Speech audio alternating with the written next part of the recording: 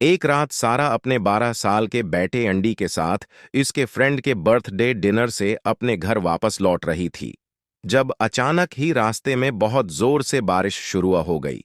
देखते ही देखते वो बारिश एक तूफान में बदल गई और इस वजह से सारा के घर जाने के रास्ते में एक बहुत बड़ा पेड़ टूटकर गिर गया था। सारा अपने बेटे अंडी के साथ इस एरिया में नई नई शिफ्ट हुई थी, इसलिए उसे घर जाने का कोई दूसरा रास्ता नहीं पता था। तभी सारा की नजर थोड़ी ही दूर एक बहुत बड़े से मैंशन पर पड़ी। इस मैंशन के अंदर लाइट जल रही थी, इसलिए सारा को लगा कि शायद उसमें कोई रहता होगा जो इसकी मदद कर सके। सारा अपने बेटे अंडी को लेकर इस मैंशन तक पहुंच गई। सारा ने उसकी बेल बहुत बार बजाई मगर किसी ने दरवाजा ही नहीं खोला। लेकिन फिर वो दरवाजा अपने आप खुल गया। सारा को ये अजीब लगा, लेकिन फिर भी वो अंडी के साथ मैंशन के अंदर चली गई। इस मेंशन के हाल में पहुंचकर सारा ने कई बार आवाज लगाई, हेलो, कोई है यहां पर? हेलो, मगर उसका जवाब देने वाला वहां कोई नहीं था। जब कोई जवाब नहीं आया तो सारे को लगा कि शायद वो मैंशन खाली होगा। वो मैंशन देखने में थोड़ा अजीब सा था, थोड़ा डरावना सा, लेकिन रात बहुत हो गई थी और दोनों बहुत थक गए थे। इसलिए सारा ने अंडी को ऊपर वाले बेडरूम में सुला दिया और खुद पानी लेने किचन की तरफ चली गए। वैसे तो अंडी बहुत थक गया था, मगर इस बेडरूम में लेटकर उसे नींद ही नहीं आ रही थी। उसे एक अजीब सी बेचैनी लग रही थी और तभी उसे उस कमरे में रखी कबर्ड के अंदर से कुछ आवाज आई और वो ध्यान से इस आवाज को सुनने लगा। इस कबर्ड के अंदर से कोई एंडी को पुकार रहा था। वही दूसरी तरफ सारा मैंशन के हाल में पहुंची तो इसकी नजर वहां रखी एक पुरानी चेयर पर पड़ी।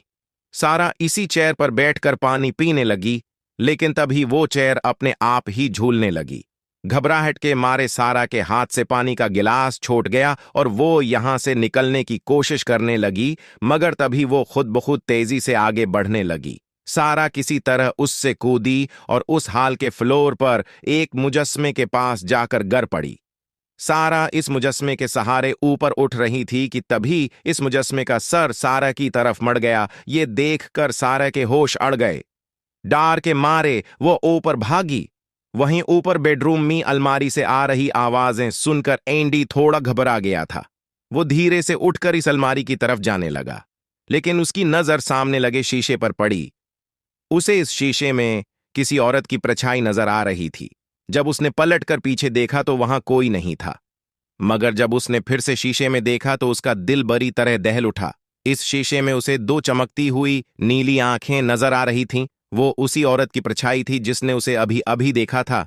इंडी वहीं खड़ा कांपने लगा कि तभी वो औरत बहुत जोर से चलाई और उसने इंडी की तरफ एक बहुत बड़ा चाकू फेंका। इंडी खुद को बचाने के लिए नीचे जमीन पर गिर पड़ा और इस चाकू की वजह से सामने लगा शीशा पूरी तरह टूट गया। अभी सारा दौड़ती हुई वहां आई और उसने देखा कि एंडी जमीन पर पड़ा रो रहा था।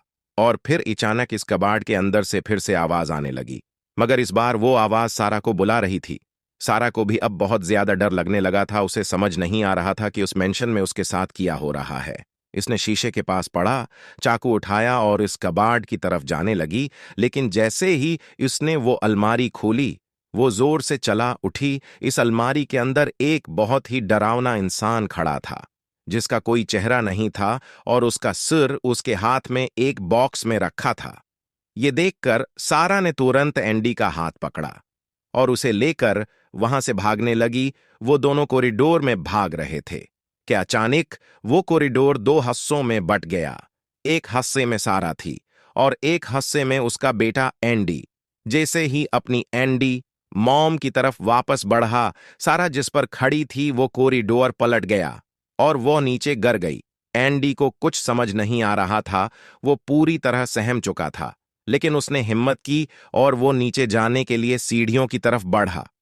लेकिन जो सीढ़ियां अभी तक नॉर्मल लग रही थीं, वो खुद ब खुद अपना डायरेक्शन बदलने लगी। सीढ़ियों के नीचे वाला हिस्सा ऊपर उठने लगा और एंडी स्लिप होता हुआ वापस इसी कॉरिडोर की तरफ गिर गया। अब एंडी के पीछे वही भयानक आदमी खड़ा था, जिसकी पूरी बॉडी हड्डियों की बनी हुई थी, लेकिन इस बार इस हेड बाकस से निकलकर इसका भयानक चेहरा उसकी गर्दन पर आ गया था। वो एंडी को देखकर जोर जोर से हंस रहा था और लंगड़ाते हुए उसी के पास आ रहा था। देखते ही देखते उस मैंशन की सारी लिफ्ट्स फ्लिकर करने लगे और इस हाल में ढेर सारी शैतानी आत्माएं जमीन के अंदर से निकलने लगे और वो सभी उड़ती हुई एंडी तरफ बढ़ने लगे। इन आत्माओं ने एंडी को पूरी तरह से घेर लिया था और उसके बाद बस इसकी चीखें सुनाई दी। इस मेंशन ने सारा और एंडी दोनों की ही जान ले ली थी। अब शायद इन सभी बाकी स्पिरिट्स के साथ सारा और एंडी की स्पिरिट्स भी हमेशा हमेशा के लिए इस मेंशन में कैद हो गई थीं।